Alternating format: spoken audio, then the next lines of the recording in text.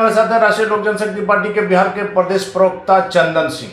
चंदन सिंह, कल जिस प्रकार से प्रिंस राज और चिराग पासवान, मुझे लगता है कि काफ़ी दिनों के बाद आमने सामने मुलाकात हुई, लेकिन मुलाकात के बाद जो घटनाएं हुई उसको आप क्या मानते हैं? देखिए अनिल जी, कल बाबा साहेब की जयंती थी और उसी संदर्भ में श्री प्रिंस पासवान जी अंबेडकर छात्रावास गए थे और उस छात्रावास में बाबा साहेब को माल्यार्पण करने के बाद मंच पर भाषण दे रहे थे और बाबा साहेब के बारे में हक अधिकार और किस तरीके से दलित सेना के राष्ट्रीय सचिव की हत्या हुई उस पर बात हो रहा था। उसी समय श्री चिराग पासवान जी वहाँ पर आते हैं और माइक के लिए जिद करने लगते हैं। और जिद भी ऐसा वैसा नहीं अनिल जी, ये जिद करने लगते हैं कि जिस तरह एक बिगड़ैल बच्चा लॉलीपॉप के लिए जिद करता है और जब उनको माइक नहीं मिलता है तो अपने जेड श्रेणी के सुरक्षा कर्मी को भी माइक खोजने के लिए लगा देते हैं। मतलब भारत सरकार इनको सुरक्षा प्रदान किया है माइक खोजवाने के लिए, लेकिन तस्वीरों में तो दिख रहा है कि चिराग जी मंच के पीछे बैठे हुए हैं जी। और उसके बाद तमतमाए हुए चिराग पासवान मंच से उतर जाते हैं और जाने लगते हैं। आप में इतना भी पेशेंस नहीं है कि मंच से एक माननीय सांसद संबोधन दे रहे हैं और आप 2 मिनट नहीं ठहर सकते हैं? इतनी व्यस्तता आप में है।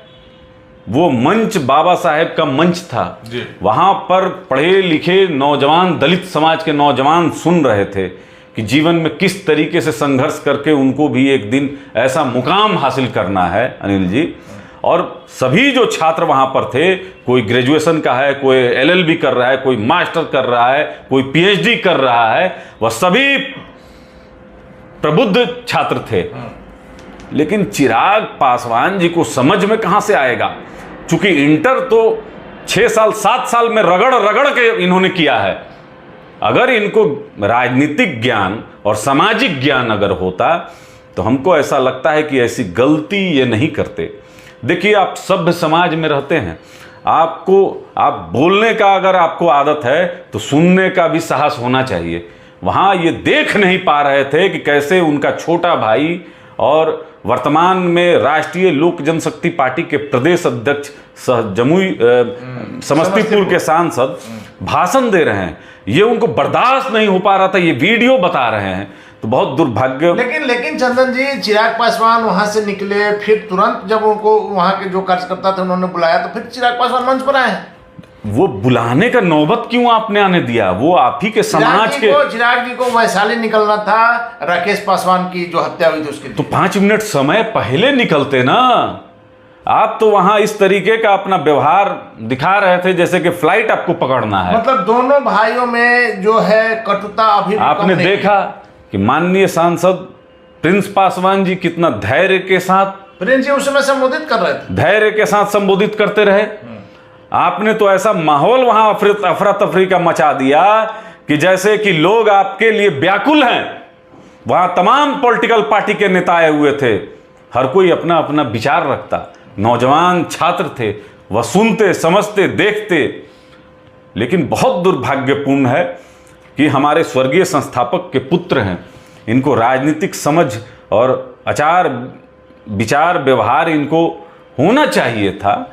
मैं बार बार आप लोगों के मंच से ये कहता हूं कि चिराग पासवान में अहंकार कूट कूट कर भरा हुआ है, घमंड इतना है कि उतना घमंड तो शायद ही किसी बिहार के राजनेता में होगा। चंदन जी, कल की बातों में घमंड की बात कहाँ रहे? चिराग पासवान को कहीं व्यस्त, मान लीजिए आप कहीं गए हैं, वहां अगर व्यस्तता ज्यादा है तो आपको कहीं दूसरी जगह निकलना है तो आप निकल रहे हैं। नहीं, उन्होंने कोई ऐसा बात नहीं, दोनों भाइयों में से किसी ने कुछ नहीं कहा।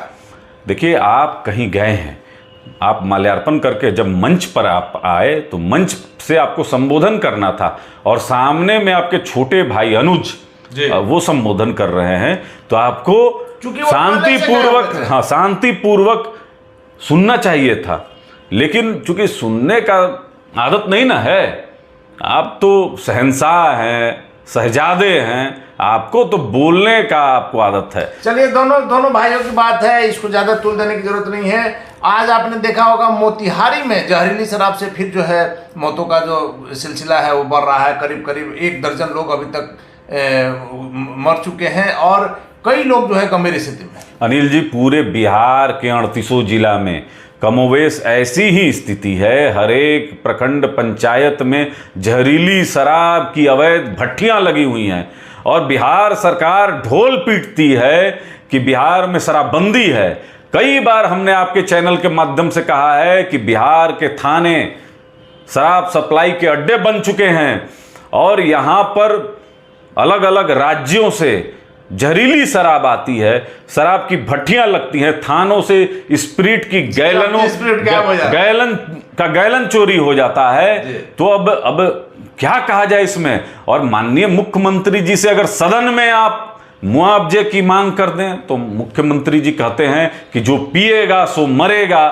तो ये जो है बिहार में शराबबंदी पूर्णतः फेल है, इसका कोई औचित्य नहीं है। जब आपके अपने लोग लगातार जहरीली शराब से मर रहे हैं मुख्यमंत्री जी, तो आपको एक पुनः समीक्षा की जरूरत है। इसलिए कि हाल फिलहाल में अनिल जी छपरा में घटना हुई थी जिसमें जनता दल यूनाइटेड के नेता के घर से कहा जाता था कि शराब बरामद हुआ है। या सारण की घटना में आपने देखा कि मौत का आंकड़ा कम करके दिखाया गया। बिल्कुल बिल्कुल, इसमें भी मौत का आंकड़ा बहुत कम करके दिखाया जा रहा है।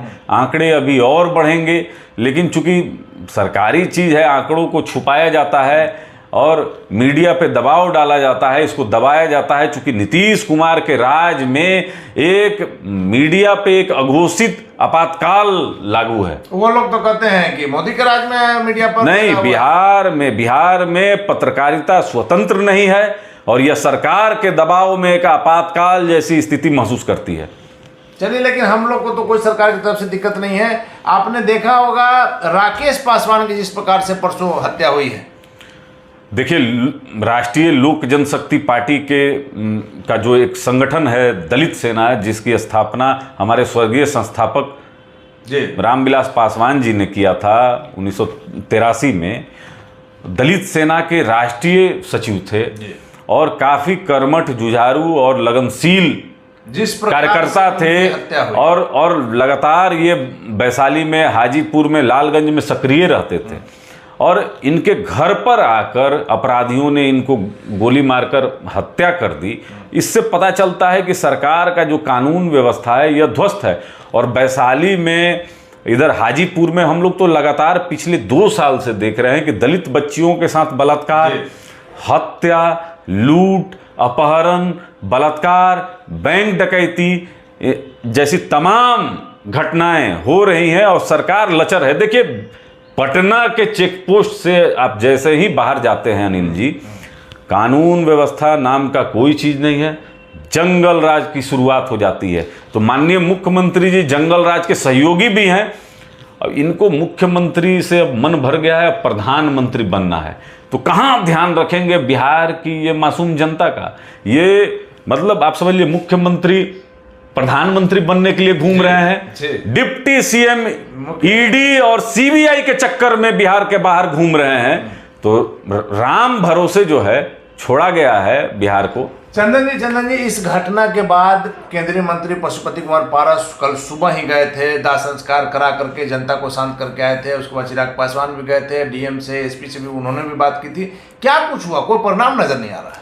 देखिए, हमारे राष्ट्रीय अध्यक्ष जी गए थे, घाट पे गए थे और उनके परिवार को भी ढाढ़स बंधाया है।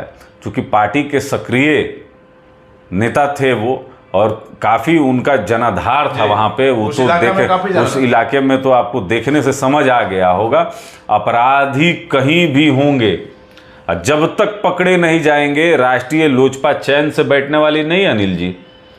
ये तो जब तक हम लोग अपराधी को नहीं पकड़ लेंगे, सरकार अगर नहीं पकड़ेगी तो धरना प्रदर्शन से लेकर आंदोलन तक होगा, लेकिन चैन से अपराधी को बैठने नहीं देंगे हम लोग। चलिए, आखिरी सवाल है। आपने देखा होगा जातीय जनगणना का दूसरा फेज आज से शुरू हो गया। बख्तियारपुर मुख्यमंत्री नीतीश कुमार के घर से, उन्हीं से शुरुआत हुई।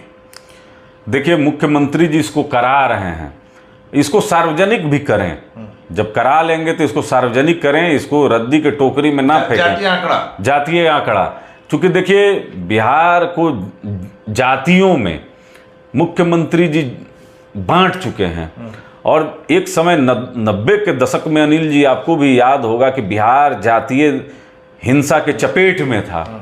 कौन किस जाति का है, कौन किसको सपोर्ट कर रहा है, कौन किसको वोट कर रहा है। तो मुख्यमंत्री जी शुरू से यही राजनीति किए हैं, अगड़ा बनाम पिछड़ा, मंडल बनाम कमंडल, यही राजनीति किया है। तुष्टीकरण की राजनीति मुख्यमंत्री की सबसे पहले रही है, इसकी कोई ज़रूरत नहीं थी। हम मानव हैं, हम सभ्य समाज में रहते हैं, यही हम लोग के लिए काफ़ी था। एक दूसरे को समाज सेवा के माध्यम से मदद करनी चाहिए थी। अब जाति देखकर आप मदद कीजिएगा, और जाति देखकर क्या, तो हम आंकड़ा जानना चाहते हैं कि समाज के जो सबसे नहीं, हम आंकड़ा जानना चाहते हैं कि समाज के सबसे जो पिछड़े पायदान पर है, जो दबा है, शोषित है, हम उसके लिए धन आवंटित करेंगे और उसको समाज की मुख्य धारा में लाने का काम करेंगे। लेकिन यहाँ उल्टा हो रहा है। यहाँ जाना जा रहा है कि राजपूत कितना है, भूमिहार कितना है, कुर्मी कितना है, कोयरी कितना है, यादव कितना है, पासी कितना है, तेली कितना है। तो ये जातीय समीकरण भिड़ाने के लिए मुख्यमंत्री की एक बड़ी महत्वाकांक्षी परियोजना है, और बिहार की जनता इसको समझ रही है, देख रही है। इसीलिए अनिल जी बिहार में लगातार मुख्यमंत्री जी का जो राजनीतिक हैसियत है वह कम हो रहा है। इनका जो एक लोकप्रियता था वो समाप्त हो चुका है। आज अगर मुख्यमंत्री जी लड़ जाएं तो इनका जमानत नहीं बचेगा।